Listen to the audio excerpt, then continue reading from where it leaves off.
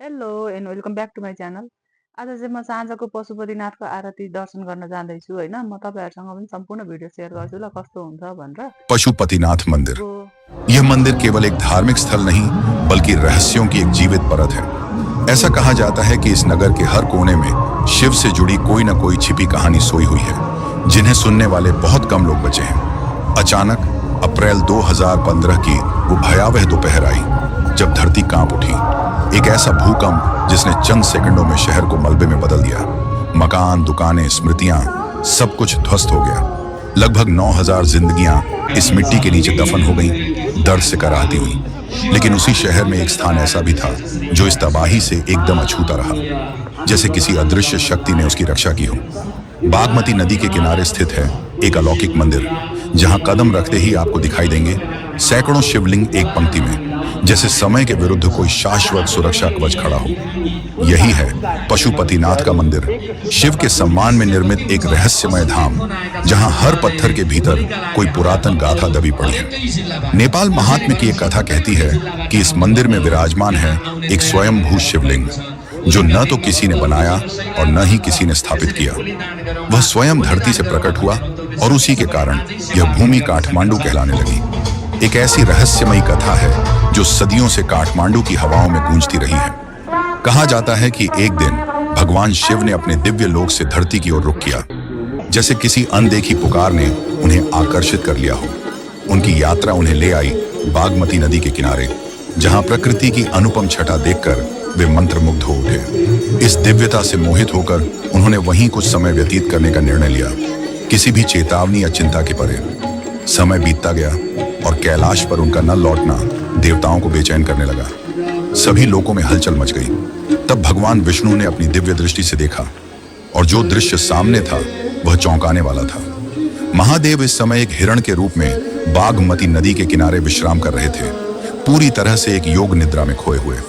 विष्णु स्वयं पृथ्वी पर आए उन्हें वापस ले जाने के लिए, लेकिन शिव, जो अब हिरण के रूप में थे, उनकी उपस्थिति को भांप गए और तुरंत दिशाहीन गति से भागने लगे, मानो वे स्वयं प्रकृति बन चुके हों।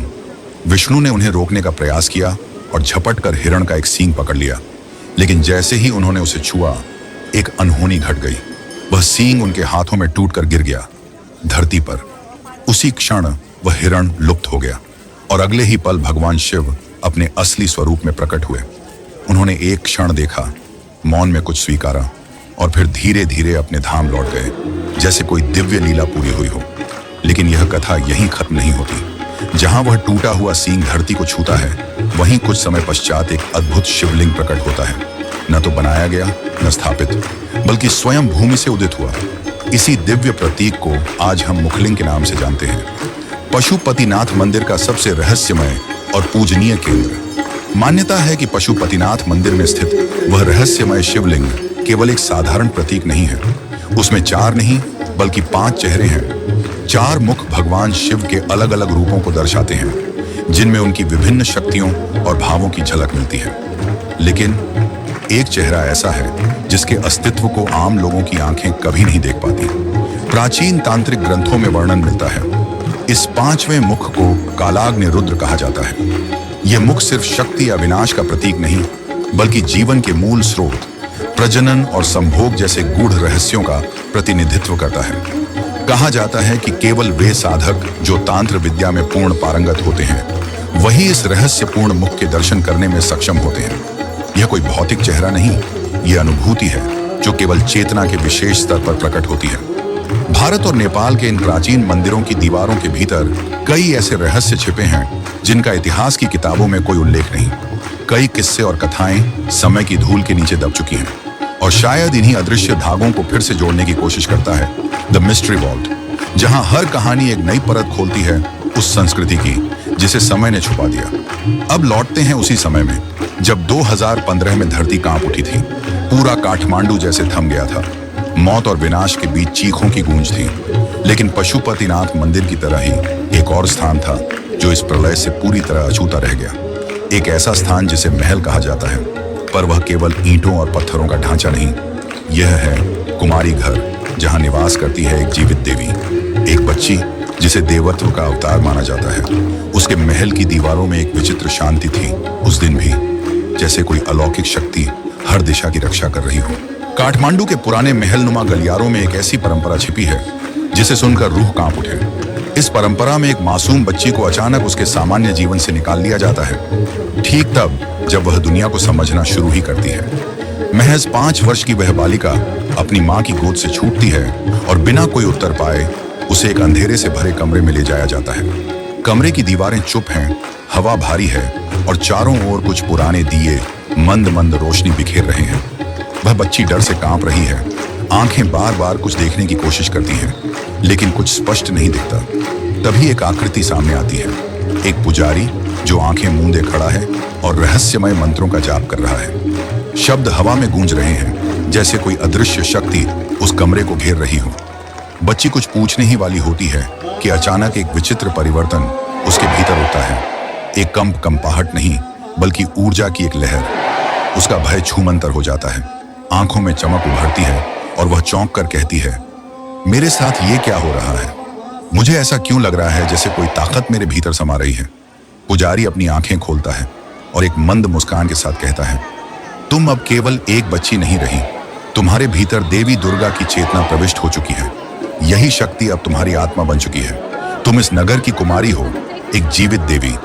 ये कोई साधारण मान्यता नहीं, ये एक ऐसी परंपरा है जो सदियों से चली आ रही है। इस प्रथा में चुनी जाती है एक विशेष जाति की कन्या, शाक्य समुदाय की, और उसकी पहचान केवल उम्र से नहीं, बल्कि एक रहस्यमयी शक्ति से होती है जो बिना कहे उसके भीतर नजर आती है। काठमांडू की गलियों में एक रहस्य ऐसा भी है जो आम आंखों से परे है।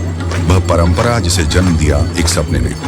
स्थानीय जनश्रुति के अनुसार यह रिवाज सदियों पहले मल्ल वंश के एक राजा के स्वप्न से शुरू हुआ था। उस स्वप्न में देवी दुर्गा ने स्वयं प्रकट होकर आदेश दिया था, एक ऐसी कन्या को चुनो जिसमें मेरी चेतना बस सके, जो पृथ्वी पर मेरा जीवित स्वरूप बने। और तब से इस नगर में एक परंपरा जन्मी, एक बालिका को कुमारी के रूप में प्रतिष्ठित करने की। लेकिन यह शक्ति स्थायी नहीं होती, इसकी एक रहस्यमयी शर्त है। जैसे ही कुमारी के भीतर किशोरावस्था के लक्षण प्रकट होने लगते हैं, मान्यता है कि उसकी देह से वह दिव्यता चली जाती है। वह शक्ति जो अब तक शांत थी, अपने अगले पवित्र पात्र की तलाश में निकल पड़ती है। पुजारी मानते हैं कि जैसे ही शरीर में जैविक परिवर्तन आरंभ होते हैं, वैसी स्थिति में मन अशांत होने लगता है और उस अशांति में वह दिव्य चेतना टिक नहीं सकती। तब चुना जाता है एक नई कन्या, एक ऐसी आत्मा जो अब भी निर्मल हो, निर्विकार हो। कुमारी घर का माहौल भी उतना ही रहस्यमय है जितनी यह परंपरा। इस पवित्र महल में केवल कुमारी और विशिष्ट पुजारी ही प्रवेश कर सकते हैं। कोई भी बाहरी व्यक्ति अंदर नहीं जा सकता। यहाँ हर दीवार, हर गलियारा एक रहस्य को अपने भीतर दबाए हुए है। परंपराएं और अनुष्ठान इतने प्राचीन और विशेष हैं कि आम जन के लिए वे किसी रहस्यमयी ग्रंथ की तरह हैं, जिनका अर्थ केवल जानकार ही समझ सकते हैं। हिंदू तंत्र परंपरा के गहरे आयामों से जुड़ी इन मान्यताओं में बलि, रक्त और छिपी हुई संभावनाओं की भी बात की जाती है, वो पहलू जो आम पूजा पाठ से परे हैं। और इन्हीं तांत्रिक परंपराओं के केंद्रों में एक प्रमुख नाम आता है, नारा देवी मंदिर, जो समर्पित है श्वेता काली को। माना जाता है कि यह मंदिर तांत्रिक शक्तियों की ऊर्जा का केंद्र है, एक ऐसा स्थान जहां आज भी कई गूढ़ साधनाएं गुप्त रूप से की जाती हैं। एक पुरानी किंवदंती बताती है कि पाटन का एक राजा किसी समय काठमांडू के घने जंगलों में शिकार की तलाश में भटक रहा था। शांत वातावरण अचानक भयानक शोर में बदल गया। एक जंगली हाथी उसकी ओर झपट पड़ा। राजा ने भयभीत होकर दौड़ लगा दी, लेकिन हाथी पीछे था, रौंद डालने को तैयार। जीवन की आखिरी उम्मीद ढूंढता हुआ उसकी नजर एक विशाल वृक्ष पर पड़ी, जिसकी जड़ों में एक गुफा सी गहराई थी। उसने तुरंत खुद को वहां छिपा लिया। भागते भागते शरीर थक कर चूर हो चुका था और हृदय भय से कंपित, और उसी अवस्था में वह अचेत होकर गिर पड़ा। कई क्षणों के बाद जब उसने आंखें खोली तो सामने एक दिव्य छवि खड़ी थी, मां श्वेता काली। वह बिना कुछ कहे बस खड़ा रह गया। आंखों से अश्रुधारा बहती रही। मां ने शांत स्वर में कहा, अब तेरा भय समाप्त हुआ, तेरा जीवन सुरक्षित है। और अगली ही पल वह आकृति वहां से विलीन हो गई। राजा इस दिव्य अनुभव से इतने प्रभावित हुए कि उन्होंने उसी पवित्र स्थान पर एक मंदिर बनवाया, नारा देवी मंदिर। यह मंदिर सिर्फ ईंट और पत्थरों का ढांचा नहीं था, यह बना तंत्र की ऊर्जाओं के प्रवाह के लिए। कहा जाता है कि यहाँ की हर ईंट में एक मंत्र बसा है और हर कोने से तांत्रिक ऊर्जा फूटती है। प्राचीन तांत्रिक ग्रंथों में वर्णित है, देवी के चरणों में रक्त अर्पित करना, बलि चढ़ाना और साधना करना, ये सब तांत्रिक क्रियाओं का मूल आधार रहे हैं। और इसी कारण हर साल विजयादशमी के दिन यहाँ एक विशेष बलिदान होता है, एक भैंसे की बलि। यह अनुष्ठान सामान्य आस्था नहीं, बल्कि एक गूढ़ शक्ति को प्रसन्न करने की प्रक्रिया है।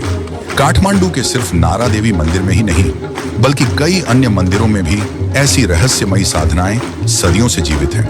अथर्ववेद और यजुर्वेद जैसे शास्त्रों में स्पष्ट रूप से वर्णन है कि भगवान शिव को तंत्र का देवता माना गया है, और इसी कारण उनका काल भैरव स्वरूप तांत्रिक जगत में सर्वोच्च स्थान पर विराजमान है।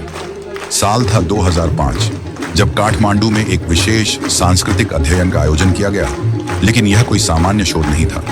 इसके केंद्र में था एक ऐसा आयोजन जो केवल एक बार होता है, साल में सिर्फ एक रात, और वह भी पूर्णिमा की। उसी रात जब चांद अपनी संपूर्णता में चमकता है, कीर्तिमुख भैरव के मंदिर में शुरू होता है एक ऐसा अनुष्ठान जिसे सुनकर रूह तक कांप जाती है।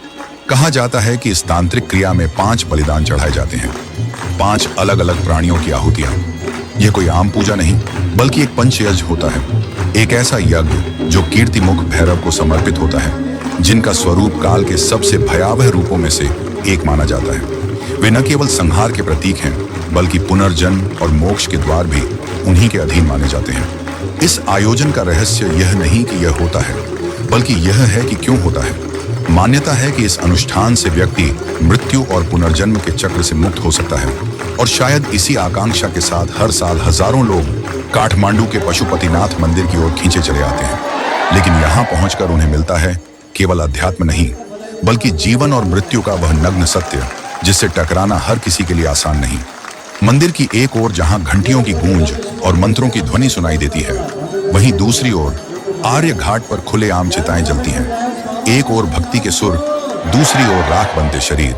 मृत देहों को कपड़े में लपेटा जाता है और उन्हें लाया जाता है पवित्र बागमती नदी के किनारे। शव के चरणों को नदी के जल से धोया जाता है, मानो किसी आत्मा को अंतिम विदाई देने की प्रक्रिया हो। फिर उसे धीरे धीरे पृथ्वी पर लिटा दिया जाता है, और आरंभ होता है वह संस्कार जिसे देखकर जीवन के मायने ही बदल जाते हैं।